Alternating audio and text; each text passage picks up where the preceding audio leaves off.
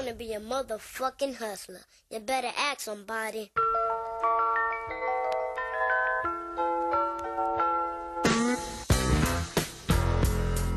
What's up, guys? You're listening to the MFCEO Project. I'm Andy. I'm your host. I am the motherfucking CEO. Guys, if this is your first time listening, welcome. We're not your conventional podcast. We don't just interview other people, talk to other people about their journeys. Basically, what we do is we show you the principles. We talk about the principles that have to do with success, have to do with taking control of your life, have to do with becoming the MFCEO of your own life. And it doesn't matter if you own a business or not, or if you're just living life, if you're doing your thing. It's always more fun to go through it with some confidence, some swagger, and some understanding of how you're going to get from where you are to where you want to be. Most people these days are so afraid of taking those first couple steps that they end up just accepting life for what it gives you. And what it's going to give you if you don't take control of it is a leftover. It's going to give you all the shit that nobody else wants. And I don't know one person in all of the people that I know that actually wants that. But I do know a lot of people that get that. And the reason they get that is because they refuse to take control because they're afraid. A lot of what we have to talk about here, guys, because we are an entrepreneurial-based podcast, is going to be based around business. But even if you don't own a business, the principles that we talk about here are going to be able to be applied to any area of success. So while we might talk about selling sometimes, we might talk about other things that are practical to business, you have to understand that every day you go out, you're selling yourself, you're selling your plan, you're selling your ideas, whether it be to a boss, whether it be to a manager, whether it be to a potential relationship partner. These are skills you want to know. So guys, if you don't own a business, it's still a good idea to listen up. Today, as always, I'm joined by my co-host, Vaughn Kohler, Vaughn the Impaler, the pastor of disaster. What's going on? Month and a half before the end of the year. It's been a crazy year, hasn't it? It's gone by quick. It has gone by quick. It's. I think this will post the day before Thanksgiving, and I don't know, lot to be grateful for. Yeah, no doubt, man. I think it's. People used to always say, time goes faster as you get older. Man, it's the truth, because I feel like January was yesterday. Yeah. And here we are at the end of the year. It's just, it goes by faster and faster and faster, which is all the more reason why it's important to take control. Yeah. As we talk about so much. Before we get into the podcast, we've got some housekeeping that we need to take care of, and I'm going to let you take care of that and let everybody know what's going on with that. Yeah. So, guys, we promised a couple weeks ago, maybe a little bit more than a month and a half ago, when we had our 100th episode, that we're going to have a contest. So I am going to announce the contest winners, and hopefully you'll actually be able to hear this, because the people that won, because you download it and listen to the podcast. But even if you don't, we'll contact you directly. So here they are. Without further ado, the first one is Nicholas Kaufman. I assume I'm pronouncing these right, of Portland, Oregon. Andy, this one caught your attention personally. He's the owner-operator of his own pressure washing company. He's got a lot of stuff going on, and just a real impressive guy. Joshua Rockwood of Westwind Acres, which is in West Charlton, New York. Jesus Delgado from Naples, Florida. That's a young guy. A couple of the other guys were a little bit older. Then we have Dr. Mike, and this is going to be a hard last name to pronounce, Wassilison of MoveU.com, and the Back Pain guys out of Carlsbad, California.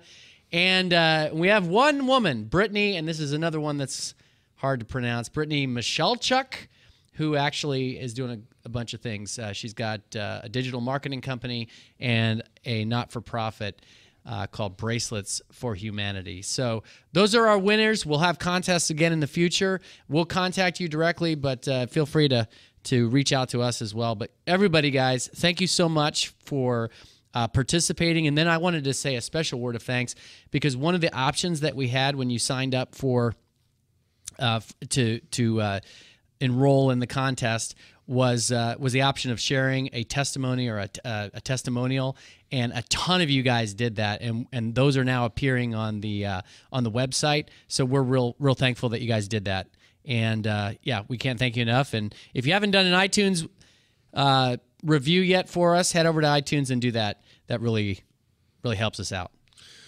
Cool. Guys, today, the title of the podcast is Approach and Engage. And what we're going to talk about is how to approach and engage people. You know, when Chris and I started our business back in 1999, we didn't have any money. All right. There wasn't social media. There wasn't Twitter. There wasn't Facebook. There wasn't Instagram. There wasn't really anything to allow us to connect you guys have at your disposal today with all these awesome, amazing tools to where you could just go out for free and connect to thousands and tens of thousands of people and leave them impressed with the value that we provided. No, we had to go out and actually meet them face to face. It was our only option. And because of that, you know, that became the heart and soul of our success and still is today. And whether you realize it or not, that's really the heart and soul of any business, is the ability to actually connect with your people, okay? And your people can be your customers. It can be your people internally. It can be everybody. But your goal should always be to have anybody that you meet 24 hours a day, no matter where, no matter what circumstance, to walking away, A, knowing what you do, and B, saying, man, when I need this, I'm going to call this guy, okay? It's important. And a lot of people underestimate the importance today of the actual in-person contact because social media has become such a huge part of our lives. We literally have generations of people now, or a generation of people, who don't know what it's like to do business without the internet. And for the first time ever, this is a one-time thing. You know, people like me, people older than me, we remember what it was like before the internet. We knew how much harder it was. You guys who have grown up, you're fucking spoiled on how hard it is to actually go out and connect with people. And for that reason, you overlook that aspect of business. You know, shaking someone's hand. I call it shaking hand and kissing babies. It means getting out and doing your part to connect with people in real life. So many people just throw that part of business out the door because they feel like, oh, I can reach more people by doing sponsored Facebook ads. That's true. Or I can reach more people by doing Instagram posts. That's also true. But I can tell you this, businesses aren't built by who can reach the most people. Businesses and empires are built by who can connect with the most people. And guess what? You can't connect with more than one person at a time, because connecting with someone takes your attention, it takes your attention, and it takes your care, and they have to feel those things to make an impact. So guys, when you guys think about, you know, your cost per thousands or how many people you're going to reach and all this other shit, at the end of the day, that's still way less effective than meeting people in person and shaking their hand. Nice to meet you. Here's what I do, providing them value in person and making an impact. Okay. You know, I've met a ton of guys who have great products or services, and they are literally scared shitless to engage people in real life. And that's because people have forgotten how to execute that, because we're involved with our 6-inch cell phone screen or our computer 24 hours a day now, you know, and what you can type through text, you might not necessarily be able to say in person. I can tell you right now, it doesn't matter what you could type through text. If you can't communicate it verbally and in person in a genuine nature, your success is always going to be limited, because real business is still done face to face. Real connections are still done face to face. Gary Vaynerchuk, great friend of mine. I talked to him lots of times over the internet, but we didn't become friends until I went to New York, sat at a table with him, shared a glass of whiskey, and we had a great conversation. And that was the beginning of a real relationship. Okay, that's how empires are built. That's how connections are made. That's how you're going to network properly. In this episode, guys, I'm going to talk about how to practically approach and effectively engage your customers one-on-one. We've talked about sales and customer service before. I believe it was episode 5. 25 and 83 were the 3 episodes. We right? Yep. Okay. Man, got some good memory there. 3 for 3, man. Yeah.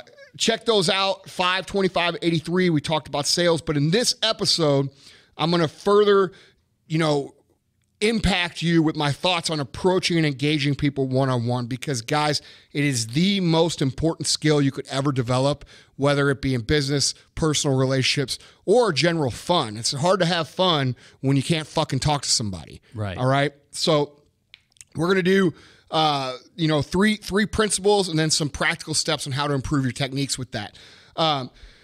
The biggest problem that I have with my guys, because when I say my guys, I mean my sales guys. We have 120 something direct in-house employees between my two major companies that I own, and then we have around 3,500 outside reps. Okay, and those people are required to engage people, and the biggest problem that we always have with anybody who's learning sales. And if you're in sales, you're going to shake your head yes when I say this. If you're not in sales yet, you're going to fucking learn.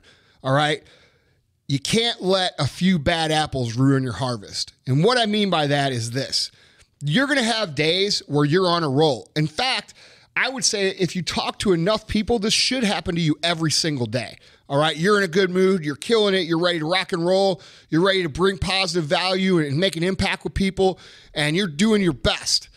Not just to sell somebody, but to actually solve their problem. And you're going to run into somebody and they're going to be a complete jerk. All right, they're going to make you feel like shit. They're going to make you feel embarrassed. They're going to make you feel stupid. And it's going to throw you out of your zone of feeling great about trying to affect people. Guys, you have to learn in sales to not let those people throw you off track. You have to think like a farmer, and that's why I like this analogy. A farmer's not going to go out and say, oh man, I got this one bushel here and I found a few rotten apples in it. So I'm going to, you know what I'm going to do? I'm going to not harvest this gigantic crop of apples because I'm too afraid that I'm going to have more bad apples. Right. You know what I'm saying? Right. Like that's what people do. And they don't think about it logically because it affects them so hard emotionally. Because here's the thing, guys, it doesn't feel good when people do that. It doesn't feel good. But every single time somebody does that, you have to understand, first off, that it's probably not you that's making them react that way. And second off, you're going to get better because you're going to learn how to react to those things in a positive manner. Okay, two things I want you to understand about people who act that way. One, okay, you have acted that way to somebody else before. Have you not? Absolutely. Every single person has listening. They've gotten frustrated. They've been in a bad mood. Their girlfriend dumped them. Their dog died. Something that happened to them previously where somebody came up and they just bit their head off for no reason, right?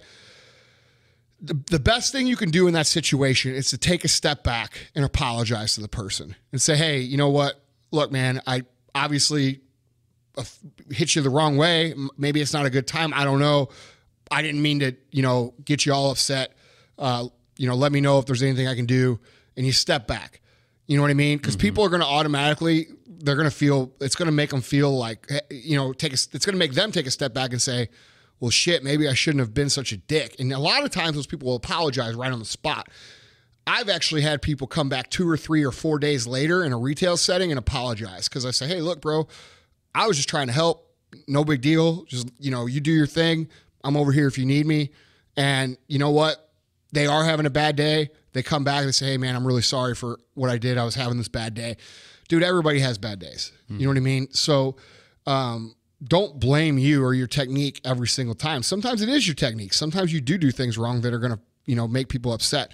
But, continuing to, stopping yourself from continuing to move forward from a situation like that, I think is the number one reason most people fail when it comes to learning how to do anything in business, because they do good, and they run into this one guy who just totally just trashes them and trashes their confidence, trashes their momentum, and just ruins them. And then what they do is they go on the rest of the day not talking to people with enthusiasm, not talking to people with a pep in their step, not being happy to talk to people.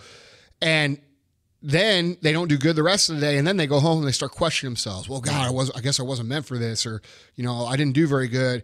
Well, no, you were doing fine until you let this person affect you and throw you off track. Right. So you mentioned the importance of stepping back when that happens and not taking it personally and, apologizing. But in your experience, what do the truly successful people do? Like what are the literal thoughts that go through their mind to help them press on through that rejection? Well, look, man, I just like exactly what I said. You know, if I know I'm doing the right thing, and if I know I have their best interests in mind, and you have to understand, most people want their problem solved. Most people want that help.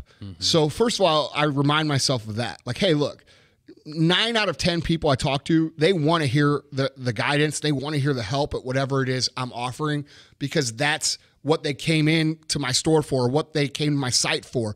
So I'm offering them an extended service over and above what they would typically be used to. And since some people are antisocial now, they have a hard time like breaking out of that mold and becoming social. So it's your job to be a facilitator to make them comfortable, you know, and maybe you didn't do that. Maybe you just jumped right in, or maybe you were inexperienced. Most of the people that this happens to are inexperienced in sales, and they don't know how to properly break the ice, so to speak, to make people comfortable. You see what I mean? Absolutely. And they jump like 5 steps ahead of where they should be. You know, they try to close them immediately, or they try to like, you know, talk to them about shit that they shouldn't be talking to them at that point. You've got to understand, dude, you've got to build, you know, a relationship. You've got to educate this person. You've got to build trust by telling them the right things. And through that process, they're going to become hopefully your customer and a lot more receptive to what you have to say. Right. You can't expect them just to be, oh yeah, you know, let me buy 12 of those. You know, that's what people think, man. And that's not what sales is about. Sales is about connecting. Sales is about reading people. You know, I tell a good story about Ryan Riggle, who works for us now and handles our Legionnaire program. You know, he was a rep for local cable TV here when I met him. And he called on me for 2 or 3 years straight without me ever buying anything. And it went from him calling on me and then him being in my store all the time and me being annoyed to then, you know, like wanting to kick him out of the store. Right. Because he was there all the time. And then he just kept coming back. And eventually we just started talking about other things like sports or, you know, other things. And then we became friends. And then once we became friends, you know, I brought it up to him like, hey man, you know, like, do you really think this thing could help me? And that's an extreme case because it took so long. Right. But the point is that, dude, you got to build that relationship first. You can't just jump right in. A lot of times because you jump in too hard, that's why people react the way that they do. Right. We're going to talk about that here in a minute too. You touched on this briefly, but I think it bears repeating too, is that most of the people that our listeners are going to interact with them in a particular context, but you have to remind yourself that we have no idea what's going on in somebody's life. No, that's what I'm going to say. The second part of that. Yeah, the second part. Yeah. First part is remember that they want to have they want the solution you're offering, and your job is to teach them about it. 2, they could be having a terrible day. Right. So even though they're there for the solution or whatever, they don't want to hear small talk, or I'm big on no small talk. Like I fucking hate it. Like if you small talk me, I'm going to zone out. It's just the way I am. Like my eyes will glass over. I will not hear a word that you say, and I'll be thinking about whatever it is that's coming up next. I'm serious. No, I know you're serious. Yeah, because like I cannot do it. Like if you want to talk to me about real shit, I'll be happy to talk to you about it because it gets me engaged. Right. But small talk, I'm not interested in. So I zone out. Right. You know, and that's a part of me being able to, you know, over years and years and years, filter the things that are important versus the things I know aren't important. You know, so if you want to small talk me personally, it's a bad idea. And I think it shows a lack of communication skills. Yeah, get to the point. Right. Yeah. Or just like be interesting. All right. Yeah, exactly. Don't fucking talk about the weather. Right. I see it. I feel it. Right. You know? Yeah. Right. That's pretty much it, man. So the basic principle is most people are nice. They are. Yeah. It's just, you know, they're going to have bad days. You have bad days. I have bad days. You know, everybody has bad days. And sometimes when those people are having bad days, you're going to be the guy that comes up and fucking be the straw that breaks his back to where he snaps on you a little bit. Mm-hmm. It happens. It happens to everybody. I don't care how skilled you are as a salesperson, but the best quote unquote salespeople, first of all, they don't even think about it as a sales. They think about it as a solutions provider, quote unquote, helping people. Second of all, they understand and give people a break whenever they're having a bad day. Learn how to, you know, back off, take a step back, and then come back at them. Mm-hmm. You know, because usually those people aren't having a bad day tomorrow or the next day, and they're going to be more pleasant. Some people are just assholes. Right. Which is another sales skill, sensory acuity. We're going to get to that. Oh, sorry, I don't have an outline. So you know, that's a whole nother conversation. But yeah, man, you've got to be aware of where that person's coming from.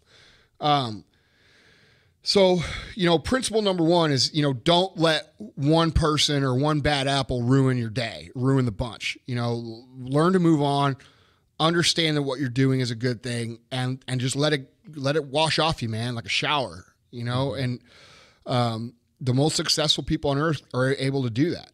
You know, it's sad to say, but I think most people fail in life because of this principle. I think most people fail in life because of this one principle. They can't face the one person who is going to leave a terrible remark on their Facebook post. So then they post irrelevant shit like kittens fucking playing the piano instead of what they really think in their heart, which could affect people.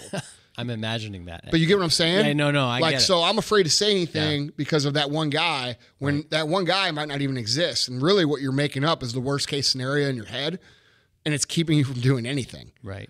You know, and most people fail in life because of this one concept. Yeah, I think you're absolutely right. And I think there are times where people post something and they get a bunch of blowback and they think I must have posted something crappy, when in reality they actually probably posted something that put their finger on something really important. Right. And people didn't and you got like an emotional response. Yeah. That's right. Yeah. That's right.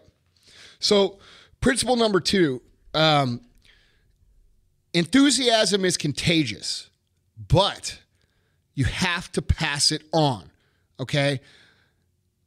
And what I mean by this is that it's a conscious behavior. You know, a lot of people are good at connecting with people and engaging people because they're enthusiastic, but they're not aware of why they're so good at connecting people. You know, it's like the natural, I'm a natural at sales phenomenon, or I'm a natural at people person phenomenon. Really, you're just naturally enthusiastic and people are picking up on it. Mm-hmm. Okay. So be aware, if you're a naturally enthusiastic person, why people are connecting with you, because that will allow you to expand your skills onto other areas. Also, if you're not a naturally enthusiastic person, recognize that you need to learn how to be enthusiastic, because here's the thing, guys. It is impossible to sell a product. It is impossible to recommend a product. It is impossible to do anything that you don't believe in, that people don't pick up on your enthusiasm. It's a requirement to be good in business. Okay, so if you don't believe in what you're doing, you're not going to be enthusiastic about it. And if you fake it, people are going to say you're full of shit. You know, it's just like the used car salesman stuff that we talk about all the time. You know, nobody believes anything a used car salesman says, because usually they're all about the money. But what if you have this great product that's built to help people and built to solve this great solution, and it's affected your lives and it's done a great job helping you improve? You're going to be enthusiastic about that product. And that's what's going to ultimately make you be able to connect with people. But even with the most amount of enthusiasm that you can have, things are going to become routine. You're going to be used to things. You're going to be used to going through the motions. And this is where people fall off, is they think things like this. Well, I'm naturally a great salesman because I'm so enthusiastic. But then you do the same thing for 10 years straight, and you're still telling yourself that, and you're going through every single day with no enthusiasm, you know, no real enthusiasm like you really possess. You know, your numbers are going to fall off. Your sales, your performance, everything's going to fall off, because you're telling yourself, I'm this great communicator, I'm this great connector, but you're not doing it anymore because it's become routine, right? Everybody gets used to the same thing over and over again. So that's why it's important to be aware of the enthusiasm and its impact on people. So if I understand you correctly, I almost hear you saying that your enthusiasm can almost get automated. Absolutely. And it doesn't work anymore. Yeah. So I mean, on a practical level, what does a person need to do to refresh themselves? Well, you've got to be aware, first of all. You know, aware, like I said, if you're a naturally enthusiastic person, realize that your natural enthusiasm is what helps you connect with these people. Mm-hmm. Okay? If you're not a naturally enthusiastic person, you have to learn to be enthusiastic. I would almost take a person who's not naturally enthusiastic over a person who is, because that person will learn to see the value and the result very quickly, versus somebody else who's got it naturally will say, well, yeah, this is obvious. And then they won't be aware of it anymore, and it fades out. Do you get what I'm saying? Yeah, makes total sense. So, you know, I think a couple good points is, you know, there's a good book on this too. It's called Herd, how to change mass behavior by harnessing our true nature. And basically what the book's about is, human beings are wired to be connected. We're so connected that if one person feels an emotion, there's a good chance that emotion is going to spread out to the people they're communicating with. And that's where impacts come from. That's why certain people give you certain feelings, and that's why certain people give you certain other feelings, and why you try to avoid certain people, and why you try to spend more time around certain people. That's why we have the one guy on the football team who's getting down and freaking out because we're down by 7 points, and then all of a sudden the whole team feels that way, and then you lose the momentum and you're not able to fight back. It's also the same reason why you have the one guy on the football team who's got a ton of confidence and a ton of swagger and a ton of go-getterness, if that's even a word, which it isn't, but I make it up right now. But they've got it, and the rest of the team gets picked up and follows it. Okay, the emotions and the enthusiasm that we put out is super powerful, and it's in our nature to be attracted to people who make us feel good versus people who make us feel bad. And what feels better than being excited and enthusiastic about something? Nothing. You know what I mean? It's one of the most powerful feelings that you can have. And so if you could consciously understand how to be aware, be present in the situation, and to work for enthusiasm and to let it work for you, dude, you can affect people on a mass scale. So playing devil's advocate, I'll be Mr. Astric for a second. I can hear somebody listening to this and saying, well, Andy, you're actually talking about charisma. And charisma is something you either have or you don't. What would you say to that? I disagree 1,000%. I don't think, first of all, I'm not really talking about charisma. Charisma is about going along with people's, it's like emotional judo. It's like using people's feelings to your advantage and like twisting and turning and just kind of going with the flow and being able to read what they want to hear and tell them what they want to hear. That's different than enthusiasm. Enthusiasm is where you can recognize that someone might not be doing the same thing, and you can enthusiastically help them get excited about doing the right thing so they get the result they're after. It's a big difference, And in regards to charisma, I don't think that's something that you either have or you don't have either. I think that's something you can develop with practice. Mm-hmm. I mean, it just is. A lot of dudes I know who can never talk to girls are some of the best guys that can talk to girls, 10 years later because they had to practice it. They worked on it. Yes. Yeah. So charisma is absolutely a talent you can cultivate. I don't think it's a God-given skill. Mm-hmm. Some people do have it. That's a big thing too. Like a lot of people think just because someone has it naturally that it's God-given and you can't have it. And that's not true. Right. With practice and with work and with education on your own, systems and habits and actions, I think you can almost cultivate anything when it comes to, considering you have a average IQ, right? Right. This would be an interesting time to reemphasize to people something that's not true that I think a lot of people who follow you think is true, is that I think a lot of people think that you're an extrovert. Well, tell them what you think. Well, I was just at a party. No, I would say that there's a perfect example of you are someone who recognized that to succeed in life, you were going to have to develop certain skills. No doubt. But I don't think, after being around you for 2 or 3 years, that you are naturally someone who gets energized by being around a lot of people, and that's the definition of an extrovert. We were at a party two nights ago. Right. Where was I? In the corner. Yeah, well, or outside. Or I would say I would say you were in the corner, but you were, like you were saying, you were engaging someone in very serious conversation as opposed to lighthearted banter. There's a lot of small talk going on inside. Yeah, there was a lot of small talk. There was it makes me want to claw my fucking eyes out. Yeah. No, so we were at my wife's book launch party the other night. There's, 150, 200 people there.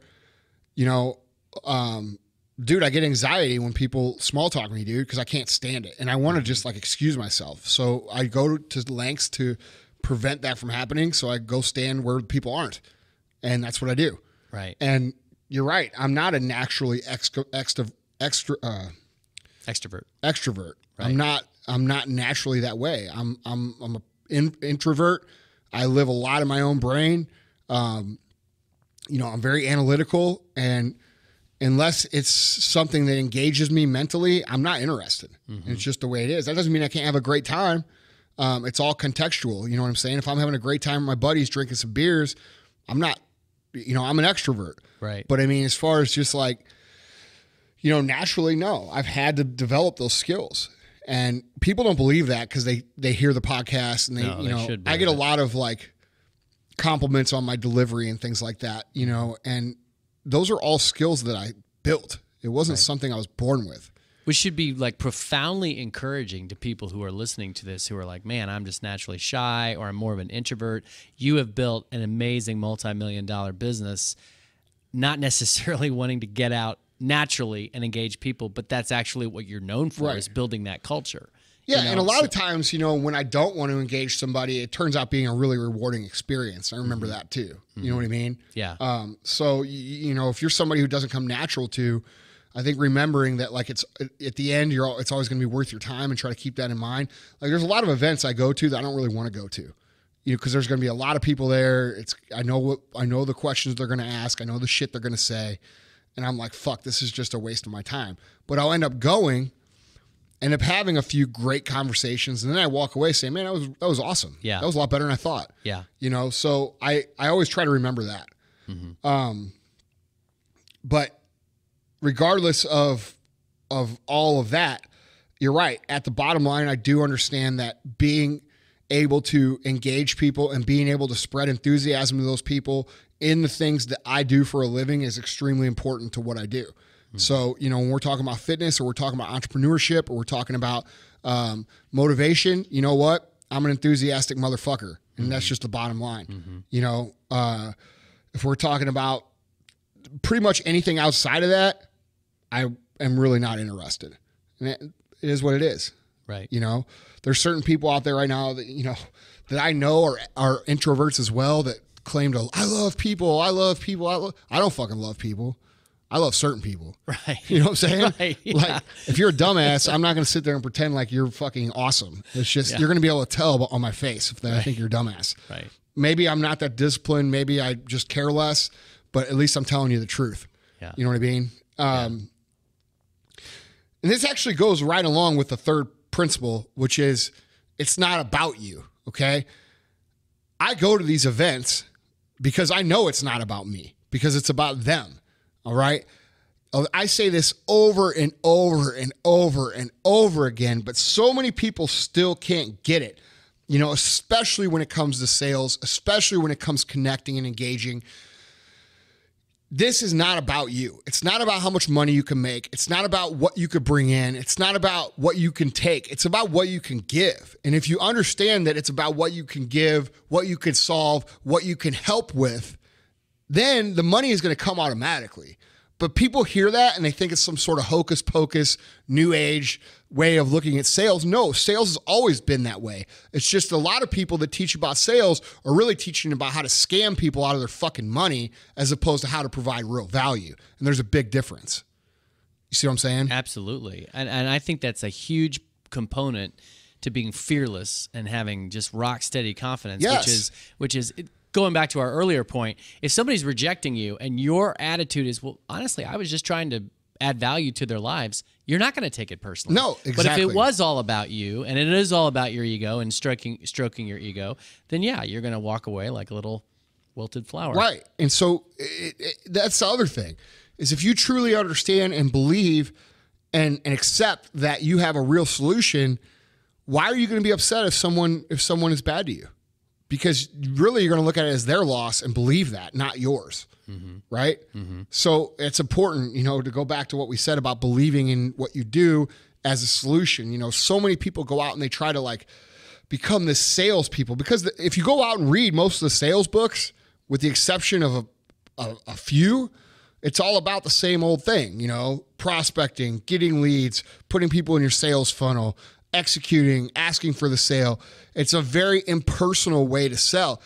The way that we're talking about what we're doing, which by connecting and engaging people, is a way to retain your customer base for life. Okay. Anybody could sell somebody something once, but the goal is to retain them and to build a family around your product base so that you have built-in business for the rest of your life.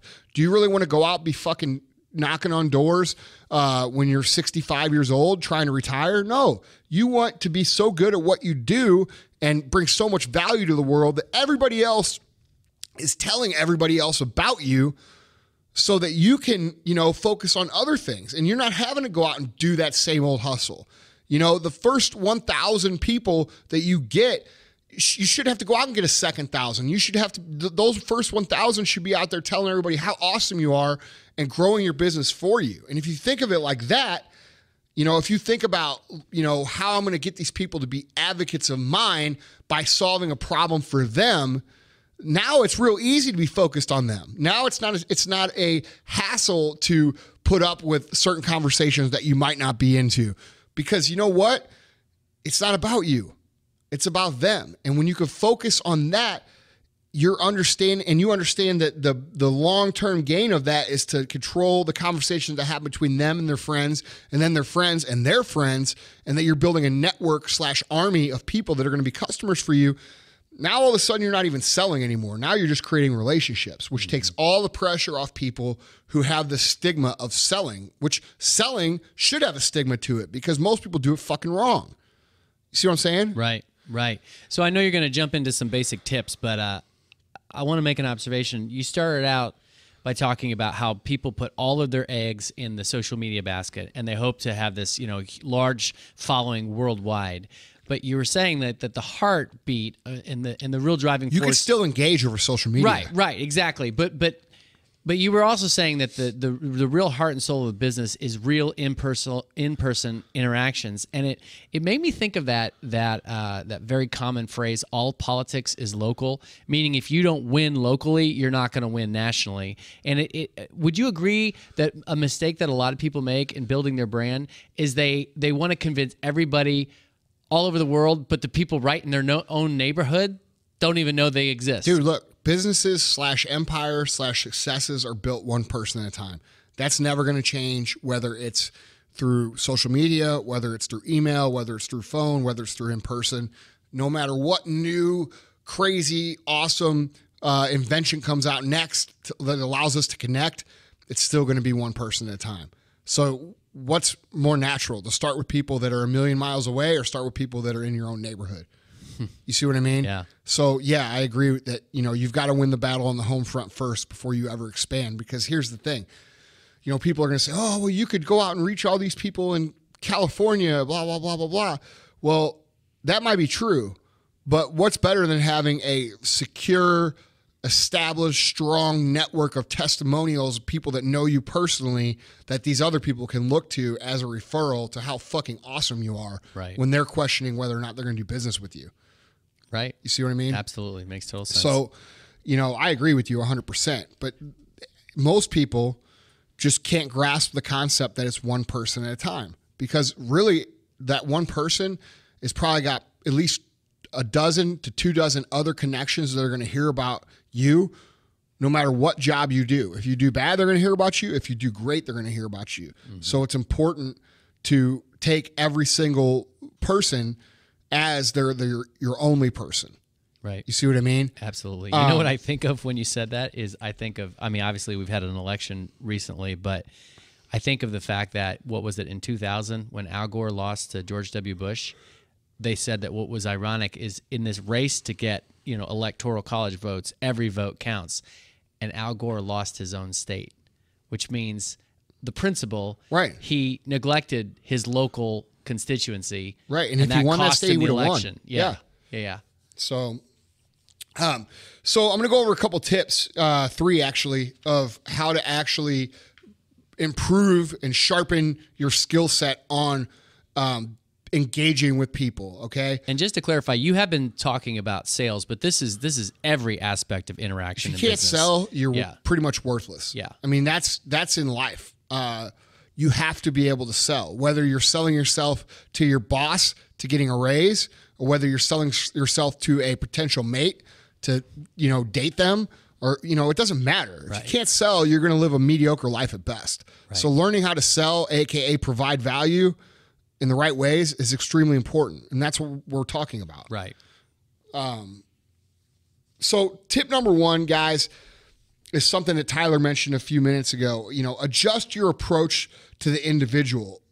Not everybody that you come in contact with or comes in your store, comes to your website is the same. They're all different. They all have different personalities. They have different moods. They have different attitudes. They have different emotions. And they're all at different places at the time that you interact with them. They could be having a bad day. They could be having a great day. You have no fucking clue where they're at. So you have to develop what's called, and which Tyler mentioned, sensory acuity. Okay, this is something that I try to teach my guys as much as possible. It's also one of the hardest things for them to understand, but it's also one of the easiest things to understand if you have common sense. All right, you've got to learn how to read people. All right, if I have this huge, ripped, gigantic, muscular dude that walks into one of our sports nutrition stores, clearly he knows a little bit about exercise. I'm not going to go over to him and start talking to him about the most beginner shit possible because he's going to get offended. He's like, look, dude, I did all this work and now you're talking to me like I don't know shit. You know, people tend to be robotic, so they treat everybody the same. And that's where you're going to make a huge mistake when it comes to being able to interact and connect with people. And that's what you've said has been the problem with sales scripts. 100%. Yeah. That's because people never take the time to actually learn how to read people. You know, you're not going to go up to somebody who's mourning at a funeral and, you know, just lost their husband and go up to her and pitch her a dating site. Right. You're just not going to fucking do it. It sounds ridiculous, example. right? Yeah, but it's absurd. But that's what people do. Yeah. Because whenever they follow a script, they don't take the human element into play. They just follow the script. They become robotic. And this is what keeps people from progressing. I have guys in my own company that do this. I train them one way, and that's the way they do it. And they do it over and over and over. It doesn't matter. They don't read the people. And you know what? People get pissed off. And then the manager's got to step in, or I've got to step in, or somebody's got to step in and try to correct it. Because, dude, it's rude as fuck, you know? Right. And people just can't understand that there's going to be, the plan is like a hard suggestion. It's not going to always go that way. And you've got to know when to like not, you know, push somebody in a way that's going to offend them or make them mad, or connect with somebody in a way that is going to be in tune with the mood or the place or the emotional state that they're in. You've got to be able to develop that. And it's not something that most people, I've learned through experience, have the ability to do naturally. It's a skill. Mm-hmm. How does it mean? What does it mean? Okay, well, it means you're going to have to go fuck it up a number of times before you get it right. Right? Nobody's really good at this up front. But you have to learn how to read the body signals. You have to learn how to try to figure out where this person is and what approach and what communication is going to best meet their needs or engage them in a conversation with you. Did they drive a nice car? Okay, talk to them about their car. Or their kids in their soccer uniform? Talk to them about soccer. Or, you know, is there something interesting about this person? They have a cool coat on. Ask them about their coat. Start to get a feel for them before you ever start to like try to quote unquote sell them. Right. You know what I mean? Right. It's not about selling. It's about connecting. All right. And you can't connect with people if it's all business all the time. You get what I'm saying? Absolutely. So you mentioned the big rip guy. I mean, let me throw out a scenario. Suppose I come in, but instead of being a very handsome dude, I'm an overweight, and I'm not being mean. Like I'm an overweight young girl. Yeah. Okay. And I'm like, clearly, I don't know anything about exercise. Which is a lot of our customer base. What would you coach your guys to do? What were the things you would say? Look for these kinds of things. Well, like observations. First of all, you got to realize that it took a tremendous amount of courage for somebody like that to even come in a store like ours, because they're in a place where they're desperate that they want to have help. Because the stigma of a nutrition store is like it's all fucking dudes eating raw meat and fucking slamming raw eggs on their fucking foreheads and shit. Like I don't know what people think. To me, it's just the way of life. Like everybody I know is like that, you know. But people are intimidated by that. And so, you know, you have to go up and you have to be extra supportive and extra welcoming to somebody like that so that they understand that, no, we are here for you. This is why we exist. We're here to help you get where you want to be. It's clear that you want to be somewhere else than where you really are, because you wouldn't be here if that wasn't the case. So reinforcing that it's great and it's okay and we're happy to see that person is extremely important. You know, there's people sometimes... Those people are the most important to greet right away, because we might have 10 people in the store and, you know, people have to wait, and that person could walk in walk around for a few minutes and never get greeted and walk out and leave and never come back. And they don't say, oh, the store was busy. They say, oh, man, those guys were dicks. Right. They rejected me. Yes. Yeah. Because that's what they interpret that as. So, like, dude, just doing something as a simple greeting. Hey, how are you? It's so good to see you. Thanks for coming in. Just give me a few minutes and I'll be right with you. That can be the difference between somebody not only staying in your store, but also finding the information they need to get the results they're after, succeeding in those results, and then telling a million fucking people about how you help them succeed. Absolutely. Complete life-changing shit could be tied to a simple greeting. Absolutely. And that's what you have to understand. You know, it doesn't, and we're talking about my business, but what your business is the same, whatever it is. You know, you have to recognize and be able to approach people in the appropriate way. Sometimes you're going to make mistakes. And like I said, people forgive when you apologize. You know, if you make a mistake, if you overstep a bound, if you read somebody the wrong way, apologize. Absolutely. Hey, look, man, I didn't mean to upset you, or I'm sorry, I didn't know, you know, I must have said something to upset you. That's not what my intention was. You know, I'll be right over here if you need me. Let me know if you have any questions and back up. You see what I'm saying? Yeah.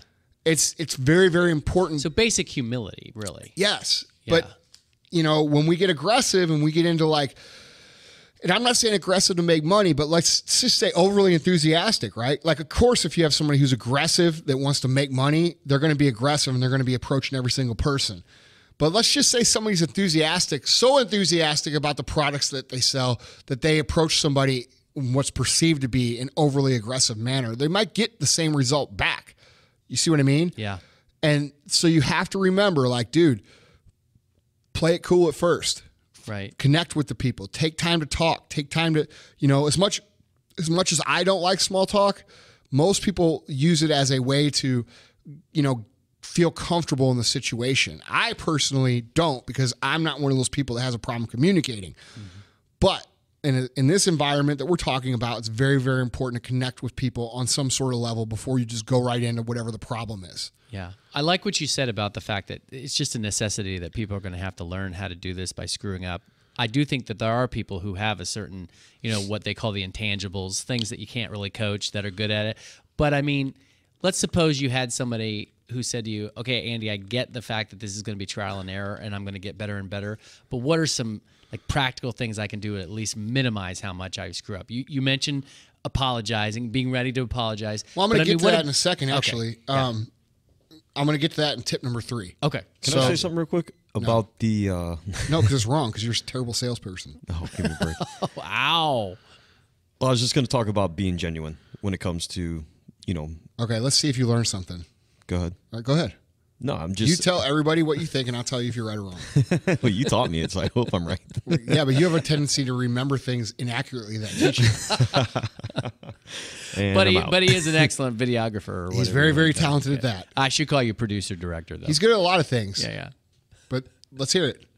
No, I was just saying, when you try to interact with the customer and try, you know, you just have to be genuine about it. Like, okay, so I worked with some people at the retail side, and they would just be over the top, just fake about it. And it's people can see through that 100%. Manufactured. No, you're totally right, dude. Like, being genuine, and that comes down to the belief you have in what you're doing. Right. If you don't believe in what you're doing, you shouldn't be doing it.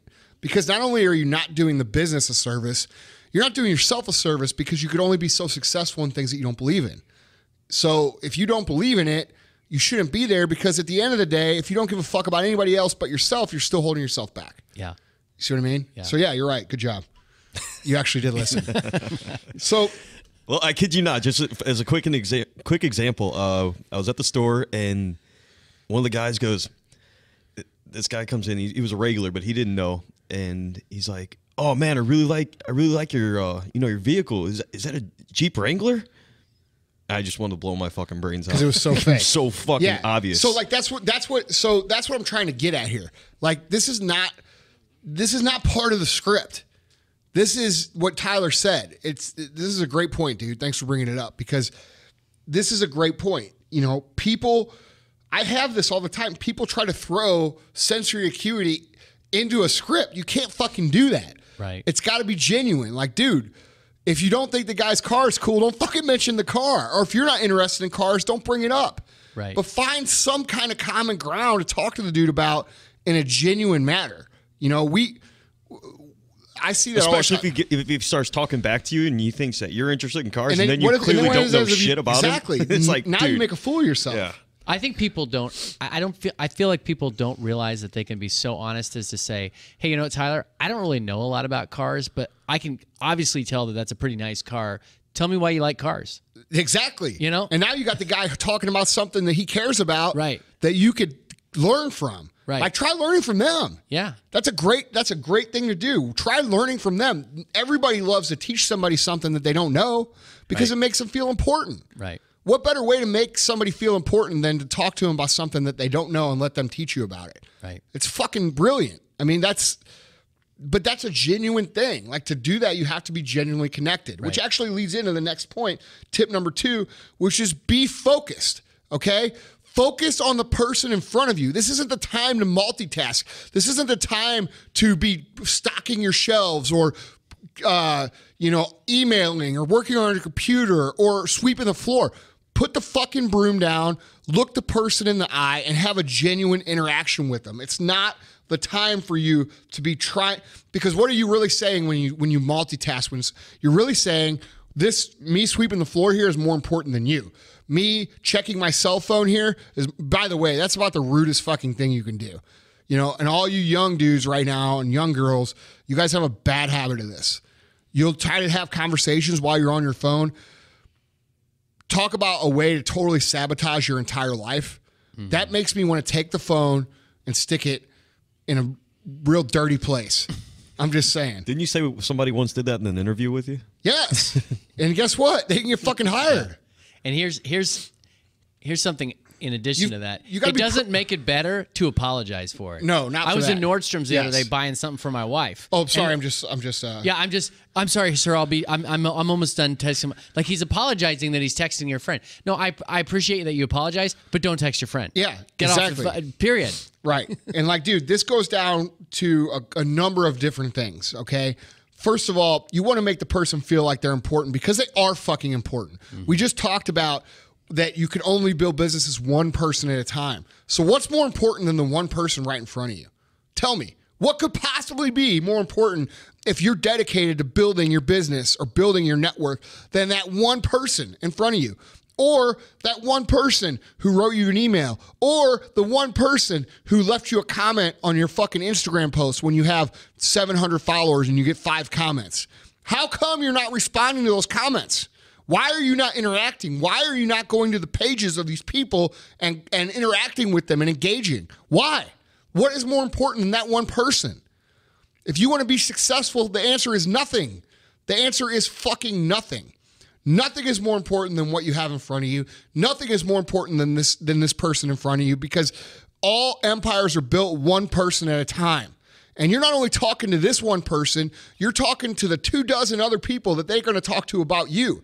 And you're in control of what they're going to say. So you have to be present. You have to focus on what's at hand. And so many people have lost that because of this. You know, and I'm holding my phone. Because of the phone. You know, they're in it. Dude, learn how to do what I'm saying, and you will have tremendous, tremendous success. Be present. Be focused. Okay? And then tip number 3 is this. Don't go into long lectures. Like I just said a minute ago about getting taught something. You know, use questions to connect with people. Ask them questions. Ask them things that they want to talk about, okay? There's a lot of people that think the way that you engage customers and meet their needs is to talk, and go on and on and on and on about whatever it is you have to offer, and thinking that because you're the expert and you've talked to 97 people about this today, that you're going to cover every question, and then that person's not going to have any questions, and then you're just going to be able to, you know, sell them. No, people want to be heard. They want to feel like they matter. They don't give a fuck if you answer the question before they ask it. They still want to ask the question. They still want to be heard. And this is such a difficult thing for people to understand. It's not about you. It's about them. Ask them the questions you need to ask them so that they can answer in a way that allows you and gives you the ability to solve their problem. All right? Too many people talk for way too fucking long. Quit talking, open up your fucking ears and listen to what they have to say and then respond in a way that helps them solve the problem. This seems obvious. Like it's sad that I have to even explain this. But guys who have been, this is most common in experienced people, okay? People who think they know their company. Like, I just got this pitch yesterday. I got a pitch yesterday from a radio guy, which, by the way, if you sell radio, you're probably in the bottom 1% of skilled salespeople. And I know I have all the radio people who listen to this and think like, oh, well, I'm so good. You motherfuckers don't give a fuck about other people's business. And the ones that do get hired out of it. So if you want to be successful in sales and you're selling radio right now, start giving a shit about people's response. That's my little thing. But I had this dude come to me. First of all, I don't even handle that shit. Okay, so I don't want to talk about it. Second of all, I've been buying radio for 20 fucking years. I know a lot more than you do after selling it for one. Okay, just because you sell radio doesn't make you the expert. How about this? How about instead of telling me all the shit that you could bring to my business before you've ever had a conversation with me and all the benefits and why I'm missing out on this and this and this, how about you ask me a couple questions about my business and pretend that you're going to try to learn about it? You know, you want to know where you're missing the sales? You're missing the sales because you're talking too much and asking too little. That's it. That's where people fucking fail. Okay? You're not going to connect or engage anybody by talking. You're going to connect and engage people by letting them talk, letting them tell you about their cool car or their business or their son's soccer game, letting them tell you about their afternoon plans today, not you talking about you and your product. No one gives a shit until they give a shit. You see what I'm saying? Absolutely. So you know the legendary coach John Wooden. Yeah, I love him. Right. So he, for those of you who don't know, awesome book too. Be ashamed of yourself. His book, yeah. Wooden. Dude, yeah, Wooden is a great book. Wooden on leadership. Probably my top 2 favorite books on leadership. Incredible book. So 12 national championships. He motivated young men to become just incredible people. There was an extensive study done on his practices. And of course, everybody thought, well, you know, he's this motivating leader. He's this legendary coach. He must have had these really long, drawn out motivational speeches. And his practices must have been a lot of him talking. They did a series of studies. The average length of John Wooden's teaching and motivational speeches was 16 seconds. Well, you know why? Why? Because he got right to the point. Right. And he didn't apologize for But he getting also the point. asked a lot of questions, like you're saying. Yeah. You know, he guided people without like verbally puking all over them. Right. Yeah, that's So, what I'm saying. He got to your the point. Yeah. Yeah. At the end of the day, guys, you know, we always talk about things like on the show, success isn't magic, it's work. And it's the same with people. You know, you have to approach them. You have to be willing to engage them. And above all, you have to care. And you know what happens when you do those 3 things? When you take the courage to approach, you take the effort to engage, and you actually genuinely care about people, you get results. People buy from you. People tell their friends about you. People will spread great word of mouth about you because it's so rare.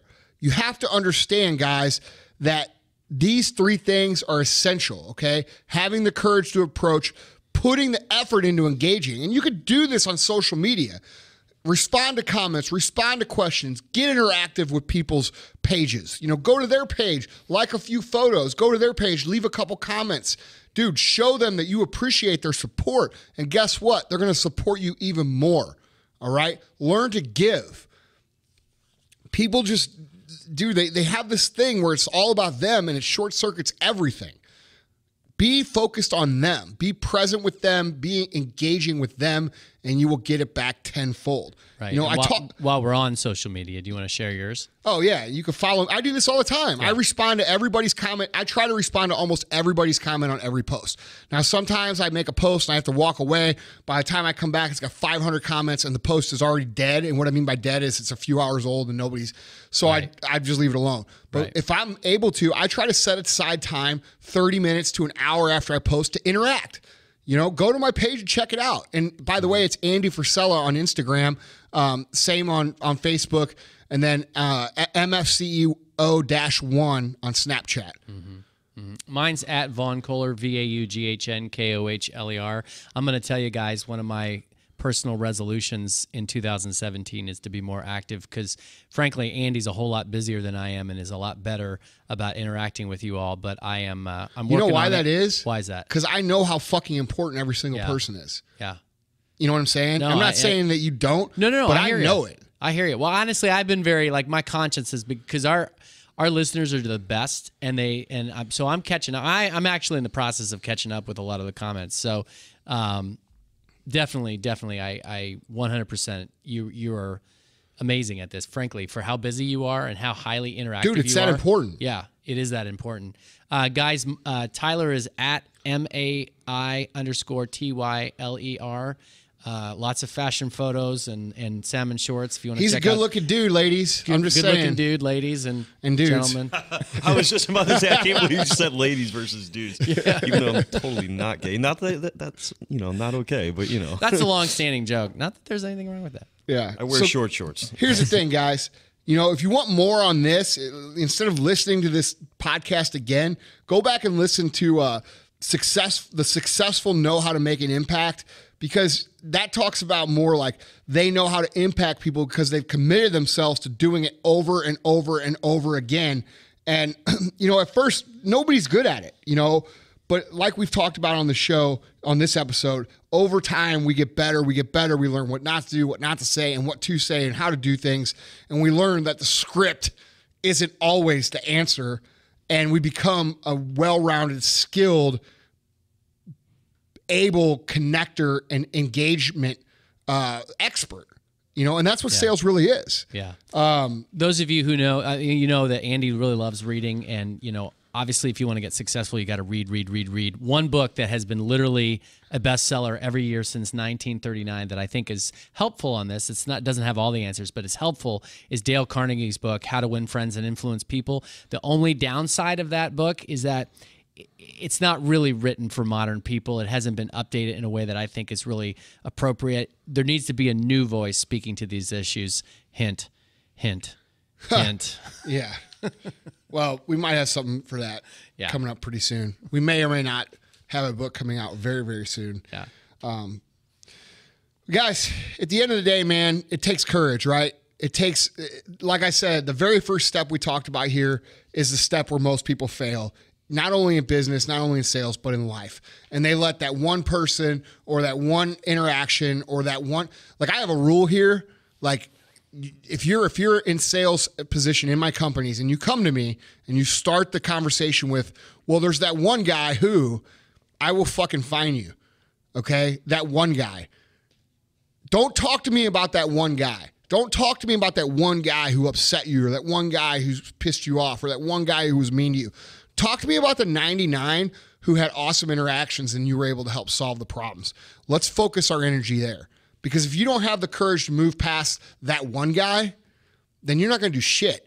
And that's just the way it is. So many people are just so pussified that they can't handle one bad interaction that they take the whole rest of their lives and just punt it.